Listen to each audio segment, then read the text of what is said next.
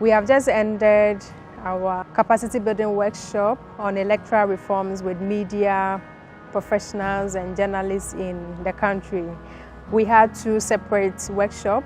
We had the first one in Accra, where we had some journalists from the southern parts of the country joining. So we have participants from Western region, Central region, Volta region, and OT region, and Eastern as well.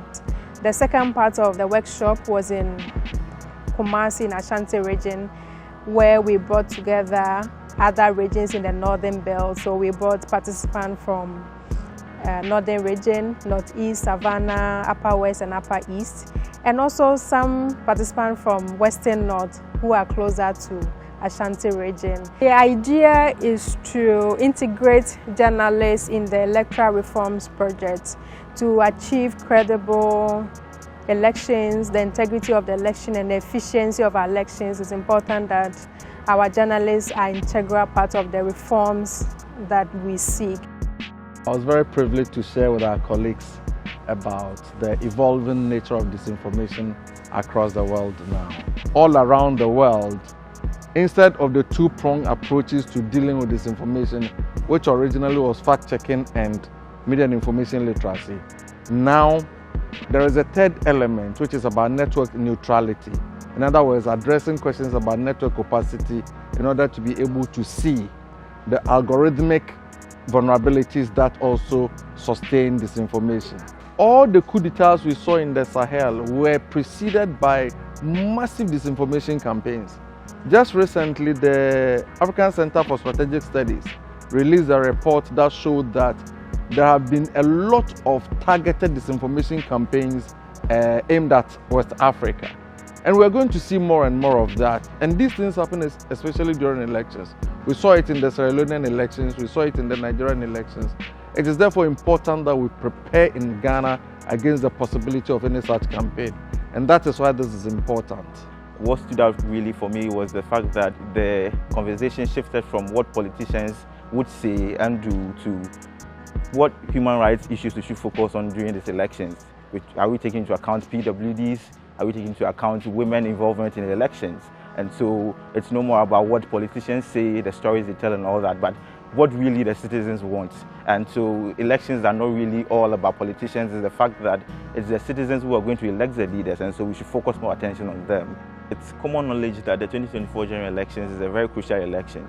And so we took into account this when we were selecting the media people we were going to invite for the program. And so we selected media folks from all parts of the country, the northern parts, the middle belts, the southern belts, to represent it here. And so we expect that the training that we've given them, they'll be able to go out there and spread the word.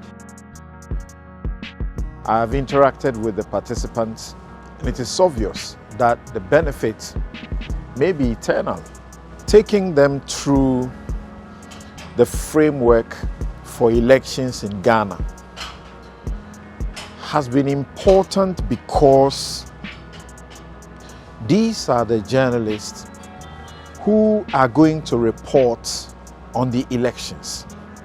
They certainly must know at least the foundation, the constitutional imperatives as far as organizing elections are concerned, the right to vote, the right to be registered to vote. It was revealing for almost all of them that the Electoral Commission Act actually prohibits and criminalizes conduct that interferes, that inhibits the performance of their functions. When this is done willfully, when people try to snatch ballot boxes, when people try to frustrate election officers, presiding officers, particularly political parties with interest, do these things, these journalists have the opportunity to educate them ahead of the elections and also during the elections to point out to them how a conduct which is a hindrance or which is an interference willfully of the performance of the functions of the Electoral Commission could land them into jail or get them to pay fines, or both.